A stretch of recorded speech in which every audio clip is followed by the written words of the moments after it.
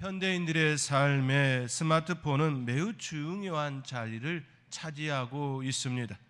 뉴스나 최근 이슈가 되는 것들을 실시간으로 검색하며 그 내용을 살펴볼 수가 있습니다.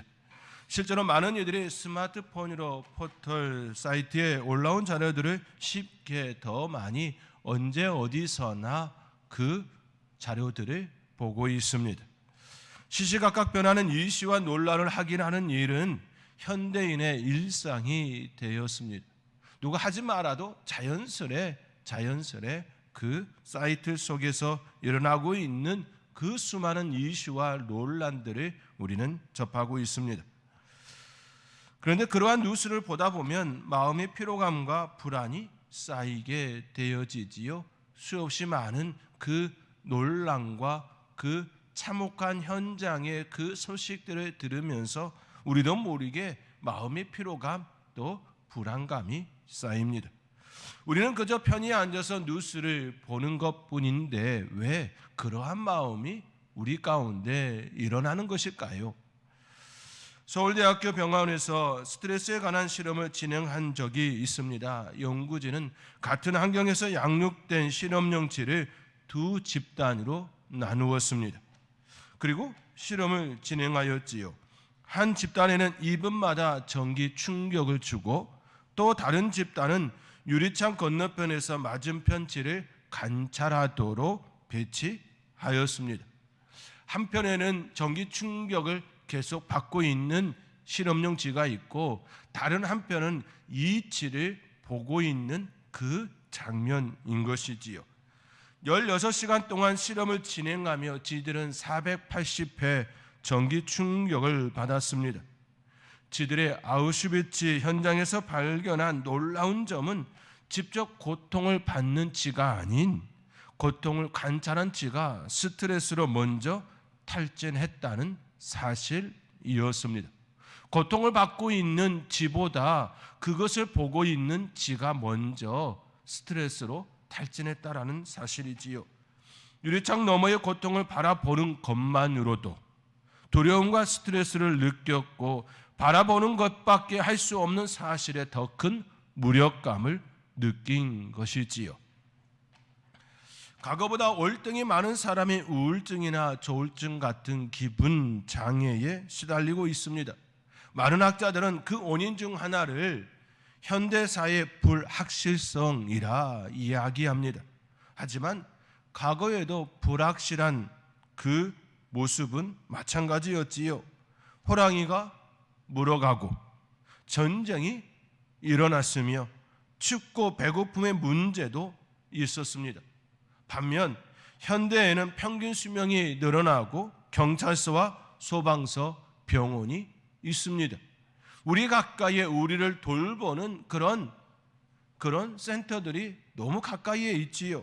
언제 어디서나 아프면 쉽게 병원을 찾아갈 수 있는 그런 사회 가운데 우리는 살아가고 있습니다. 우리의 삶의 자리는 그때처럼 척박하지도 않습니다.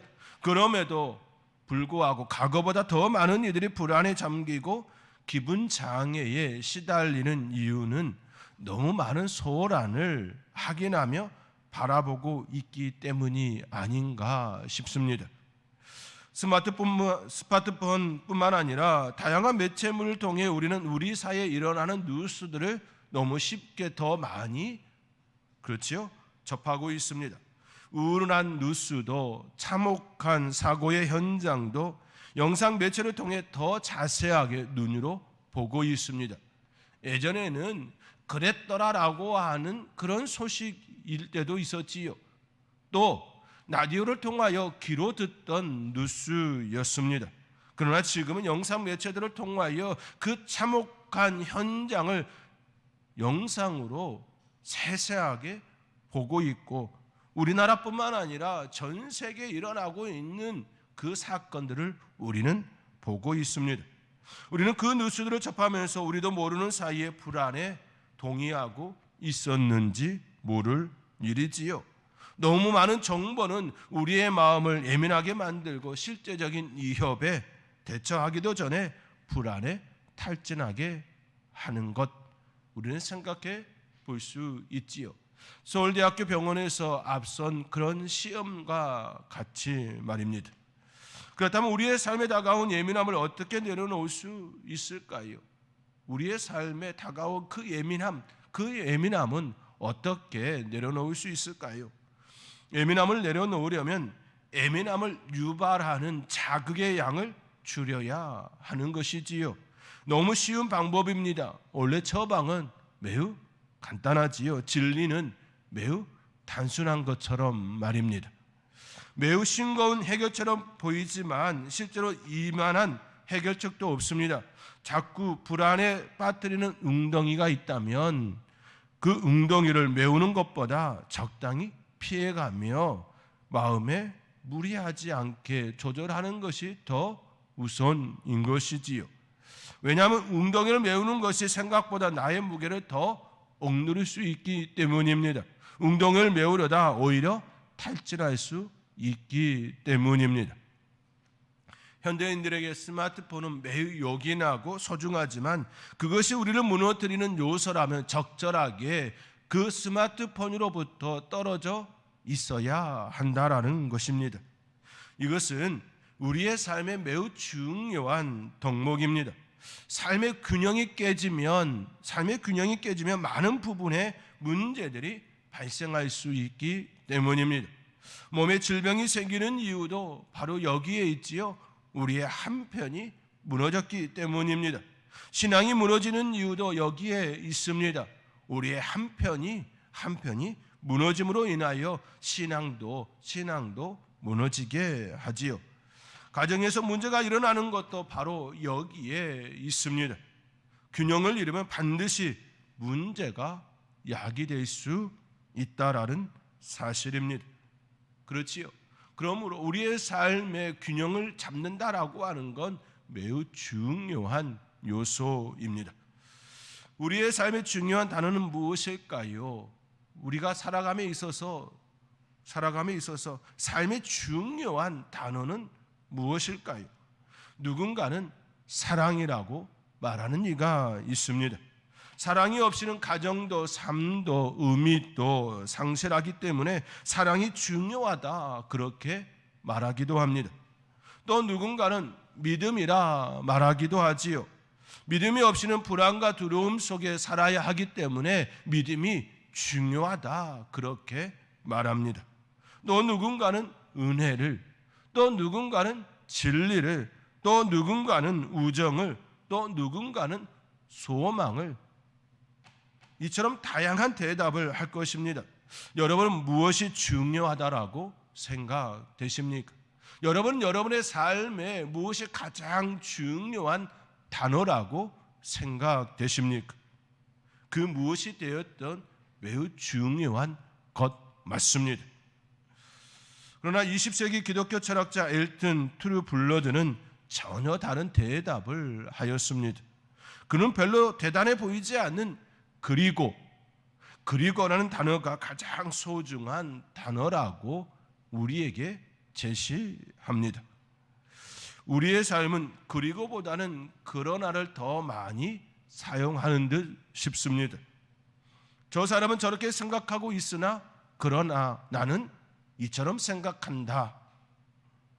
그렇게 말할 때가 있지요. 저 사람은 보수이지만 그러나 나는 진보라고 말하기도 합니다. 때론 그 반대로 이야기하기도 하지요. 우리는 무언가를 편가르고 나누려는 경향들이 있습니다. 남들과는 다른 무언가를 추구해야 내 자신이 조금 더 특출나고 남다르게 보이는 그 모습 때문에 그런 모습이 아닐까 싶기도 합니다. 이처럼 우리는 걸핏하면 양극단위로 치닫는 모습, 이러한 모습이 우리의 일상 가운데 많이 일어나지요.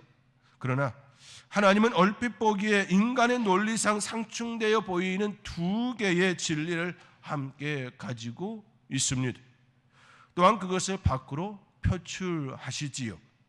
예수님은 온전한 하나님이시고 그리고 온전한 인간이십니다. 하나님은 자비로우시고 그리고 죄인들에게 책임을 물으십니다. 하나님은 강하시고 그리고 온유하십니다. 하나님은 회개하는 자들에게 은혜를 베푸시고 그리고 교만한 자들을 심판하십니다. 우리의 하나님은 그러나보다는 그리고를 가지고 계시지요. 그리고 두 개의 상충된 그 모습이 우리 하나님 가운데 공존하고 있음을 말씀하고 있는 것이지요. 하나님이면서 인간이신 우리 예수님, 자비로우시면서 죄인들에게 책임을 물으시는 하나님, 강하시면서 온유하신 하나님, 은혜를 베푸시면서 또 심판하신 하나님, 두 개의 그 모습이 우리 하나님 안에 존재하고 있습니다. 그리고인 것이지요. 하나님의 속성인 그리고를 망각할 때에 이단이 발생합니다. 하나님이면서 인간이신 예수님을 망각하면, 부정하면 이단이 되지요. 사랑의 하나님을 말하면서 심판주 하나님을 망각하면 사이비가 되어지고 엉뚱한 길로 가게 됩니다. 그러므로 한편만을 바라보고 고집해서는 결코 하나님의 세계를 온전히 경험할 수도 없고 그 세계를 우리가 우리의 삶의 자리에서 누릴 수가 없습니다. 우리는 그리고의 중요성을 깨달아 알아야 합니다. 야고보 사도는 우리에게 2절의 말씀과 같이 여러 가지 시험을 당하거든 온전히 기쁘게 여기라 이처럼 편지합니다. 여기서도 그리고이지요. 시험 그리고 기쁨입니다. 여러 가지 시험을 당하거든 온전히 기쁘게 여기라 말씀하시죠. 시험 그리고 기뻐하라는 겁니다. 시험과 기쁨이 어떻게 함께 할 수가 있습니까? 어떻게 그리고가 될 수가 있겠습니까? 서로 상충되어지는 삶의 모습 아닙니까? 내게 시련이 왔는데, 내게 고통이 왔는데, 내게 아픔이 왔는데, 내게 무지 견딜 수 없는 그 시간이 왔는데 그것을 기뻐하라는 겁니다. 상충되는 세계이지요. 그리고입니다. 그리고 도저히 이해할 수 없는 그 세계를 우리에게 제시하고 있습니다. 그러면서 그것만 이야기하지 않지요. 그것만 이야기하지 않습니다. 인내라는 그 말씀까지 야고보 사도는 우리에게 제시하고 있습니다. 두 가지가 상충되어지는 이 현상은 우리의 삶의 자리에서 참으로 버거운 시간이 되기도 합니다. 그럼에도 불구하고 우리 하나님께서는 야고보 사도를 통하여 분명하게 말씀하고 있습니다. 여러 가지 시험을 당하거든 온전히 기쁘게 여기라. 우리는 우리의 삶의 자리에서 그리고의 중요성을 인식하고 그에 걸맞은 삶을 살아야 합니다. 그리고 인생은 앞서 말씀드린 것처럼 균형 잡힌 삶을 일컫습니다. 시험을 당할 때 낙심하고 괴로움으로 시간을 낭비한다면 우리는 더 큰 어려움에 놓이게 될 것입니다. 그렇게 우리가 해야 할 일은 균형을 잡는 일인 것이지요. 시험 당할 때에 오히려 기뻐해야 하는 그 삶의 자리로 나아가야 하는 것입니다. 이것이 진정한 균형이고 그리고 인생입니다. 이를 위하여서는 인내라는 덕목이 필요한 것이지요. 야고보 사도는 이어지는 말씀 가운데에 인내를 온전히 이루라. 이는 너희로 온전하고 구비하여 조금도 부족함이 없게 하려 함이라 말씀합니다. 그렇지요. 인내를 온전히 이루라라고 말씀하고 있습니다. 시험을 당했을 때에 그 시간을 견딜 수 있어야 합니다. 그 시간을 견디면 우리에게 또 하나의 성장과 성숙의 훈장이 우리에게 열매로 주어지게 됩니다.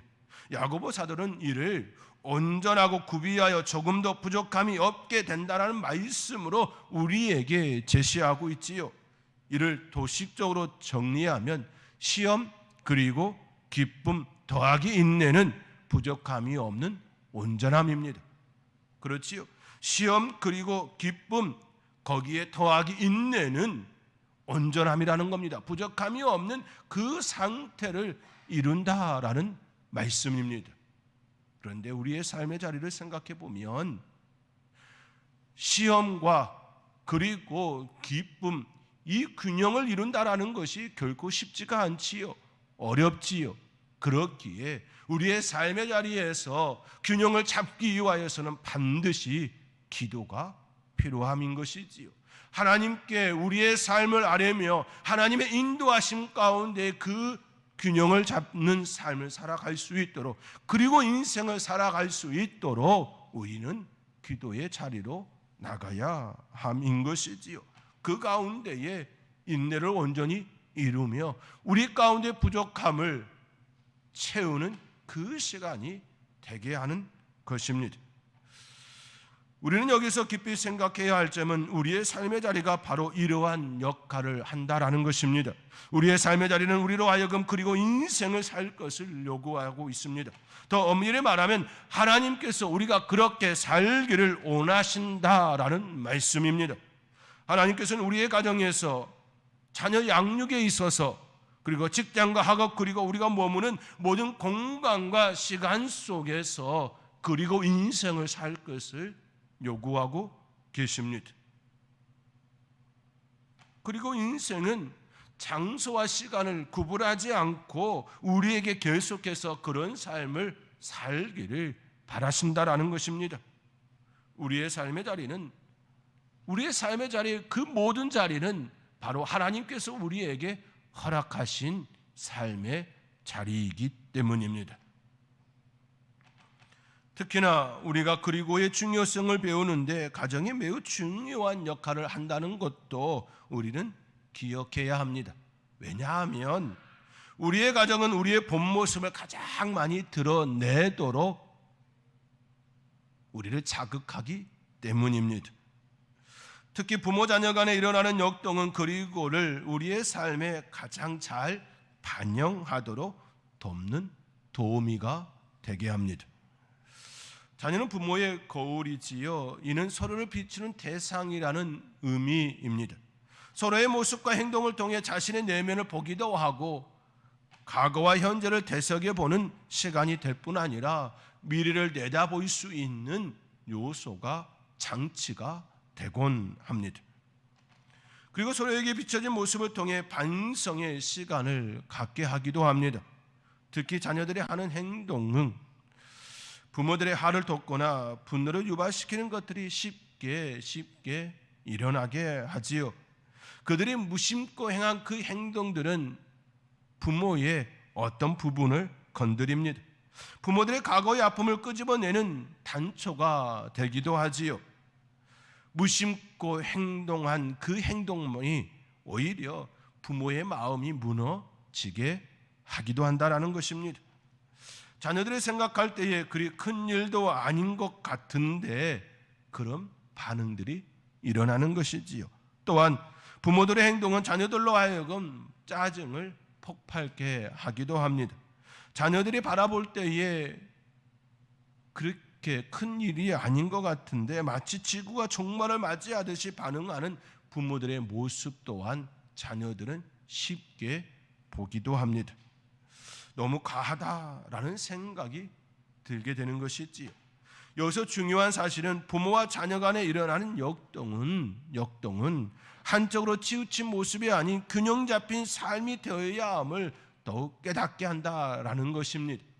부모와 자녀 간에 일어나는 그 역동을 통하여 우리 안에 한쪽으로 치우친 그 모습들을 발견하라는 것입니다. 그리고 균형을 잡으라는 것이지요.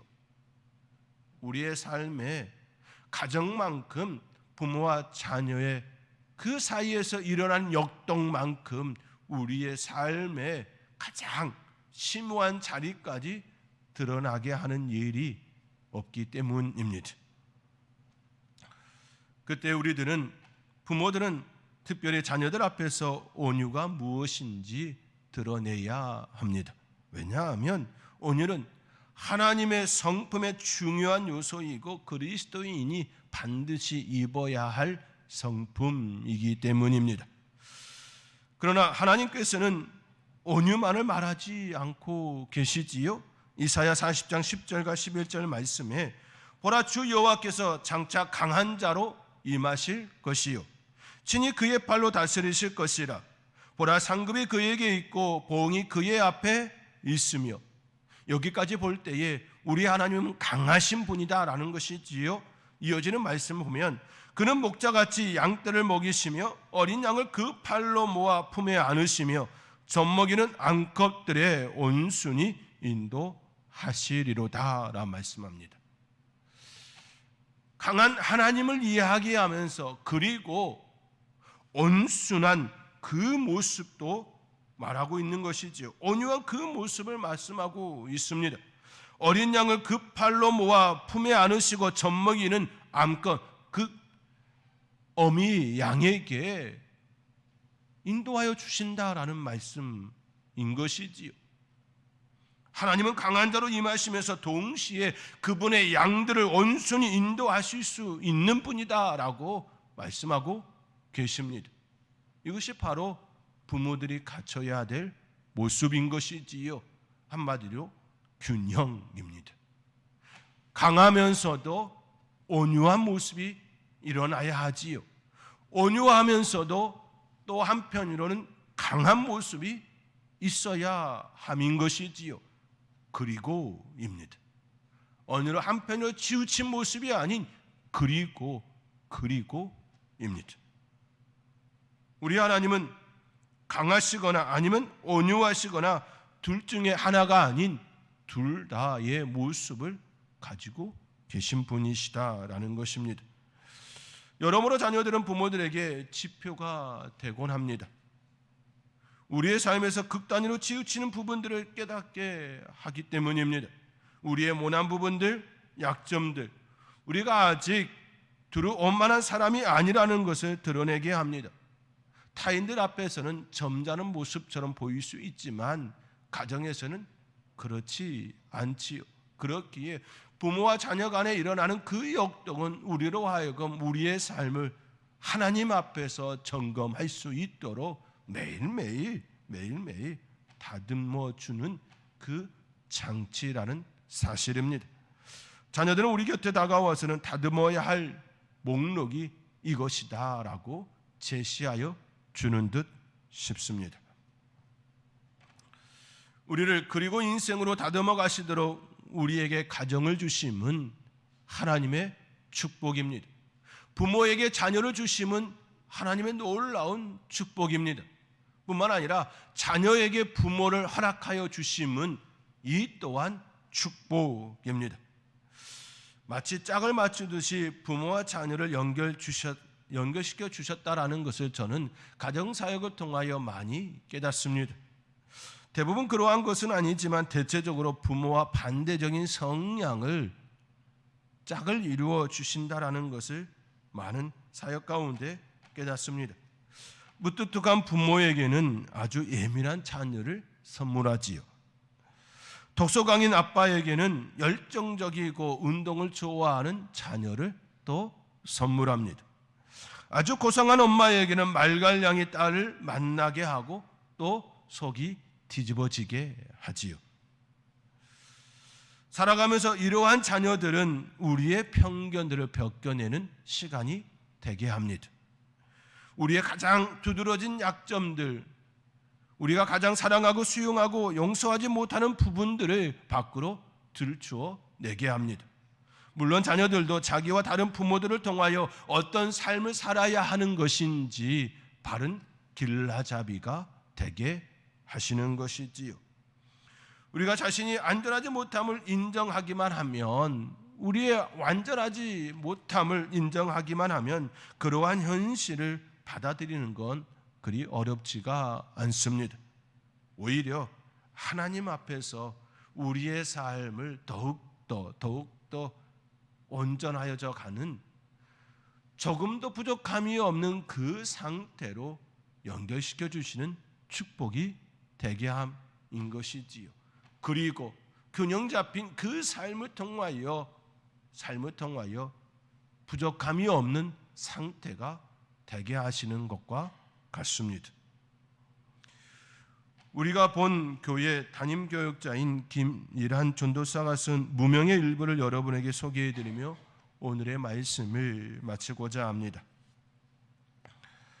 저희 어머니는 언제나 어디서나 볼 수 있는 평범한 교회의 권사입니다. 약간의 특이점이 있다면 20억 이상의 빚이 있고 평균 나이 60세를 넘은 성도 12명 정도가 있는 교회를 섬기신다는 것입니다. 평범한 교회의 권사님이신데 그분에게 있어서 특이점은 20억 이상의 빚이 있고 평균 나이 60세를 넘은 성도 12명이 있는 작은 교회에 그 교회를 섬기는 권사님이라는 것입니다. 그리고 12명의 할머니 성도님들이 그 교회의 이자를 십자가처럼 지고 있습니다. 아주 무거운 이자입니다. 그렇지요. 12명의 성도 그 할머니들이 감당하기는 너무나도 버거운 이자가 맞지요. 그 교회가 왜 그렇게 되었냐고요? 전에 있던 사역자가 교회 건축을 하다가 금전 문제로 도망가고 100명 정도 되던 성도들도 자연스럽게 모두 떠나갔습니다. 물론 저도 어머니에게 그 교회를 떠날 것을 간곡하게 부탁드렸습니다. 그렇죠. 자녀들의 입장에서 볼 때에 그렇게 하는 것이 이성적이고 논리적이고 바람직하다라고 생각이 들게 되는 거겠지요. 그러나 놀랍게도 어머니가 주기철 목사님의 일사가고 같은 신앙 고백을 하셨습니다. 그리고 그 후로 17년이 지났습니다. 아무도 믿지 않겠지만 저희 어머니는 그 교회의 빚을 갚기 위해서 17년 동안 식당에서 일을 하십니다. 지금도 그 교회의 새벽 예배, 금요 예배, 주일 예배를 나가고 있고 수많은 봉사를 하고 계십니다. 누구나 순간적인 신앙의 결심과 뜨거운 고백은 할 수 있지만 그것을 세월로 증명하는 사람은 많지 않습니다. 어머니의 가르침이 귀한 자양분이 되어 신학교까지 가게 되었습니다. 2019년에는 교회를 개척하였습니다. 교회의 이름은 우리가 본 교회입니다. 아직 목사 안수를 받지 않아 담임 전도사로 개척해서 모든 것이 허술하고 부실한데 진실로 이 교회를 사랑해서 자신의 젊음을 주저하지 않고 들은 이들이 있습니다. 우리가 본 교회는 젊은이들이 중심이 되어 지금 그렇게 움직이는 교회입니다. 저의 영성은 모두 저에게서 나온 것이 아닙니다. 저희 어머니에게 물려받은 것들입니다. 어머니는 어머니로 일을 한 것뿐입니다. 자녀들에게 밥을 먹이고 설거지를 하고 청소를 하고 주일에는 교회에 가서 예배를 드렸을 뿐입니다. 그리고 어머니는 믿음으로 자신의 일을 하신 것입니다. 그것이 어머니의 사명이니까요. 아들의 눈으로 본 어머니의 그 삶을 담담하게 글로 표현해 놓았습니다. 사랑하는 성도 여러분, 김일한 전도사의 어머니를 통해 믿음의 시련이 무엇인지 그리고 인내가 무엇인지 깨닫습니다. 그리고 그 열매는 그의 아들이었습니다. 또 그를 통해 개척된 교회였습니다. 그리고 그 교회에 그곳에 있는 젊은이들이었습니다. 우리의 삶에 논리적으로 상충되는 것 같아 몹시 불편한 것들이 있습니다. 그렇지요. 그 어머니의 그 삶의 모습을 보면 너무나도 상충되어진 그 모습 아닙니까? 모두가 떠난 것처럼 그의 어머니도 떠나도 누가 뭐라 하겠습니까? 그렇지만 그 어머니는 상충되어진 그것을 받아들이고 그 자리를 인내로 견뎠습니다. 그리고 하나님께서는 그 가정에 또 다른 모습으로 열매를 허락하심인 것이지요. 삶의 논리적으로 상충되는 것 같아 몹시 불편한 것들 있었음에도 불구하고 그것을 묵묵히 감당하는 중에 상충이 아니라 서로 충돌하는 것이 아니라 온전하게 하는 도구였음을 깨닫게 합니다. 모두가 떠난 자리에 남았던 김일환 전도사의 어머니, 그 어머니의 모습을 통해 우리가 마땅히 가져야 할 신앙의 자세를 깨닫습니다. 이것이 진정한 균형입니다. 우리의 삶의 자리에 시험이 오고 고난이 오고 고통이 오고 때로는 육체의 심한 그 일이 일어난다 할지라도 우리 하나님께서 우리의 삶의 자리에 진정 원하시는 것이 무엇인지 바로 반응한다면 그리고 기쁨으로 나아가게 될 것입니다. 이것이 우리 믿음의 사람들이 가져야 될 균형인 것이지요. 야고보 사도가 여러 가지 시험을 당하거든 온전히 기쁘게 여기라고 한 것처럼 시험을 기쁨으로 승화할 수 있는, 그리하여 조금도 부족함이 없는 온전함으로 역사하여 주시는 하나님의 놀라운 손길을 경험할 수 있는 저와 여러분의 삶이 될 수 있기를 주님의 이름으로 축원드립니다.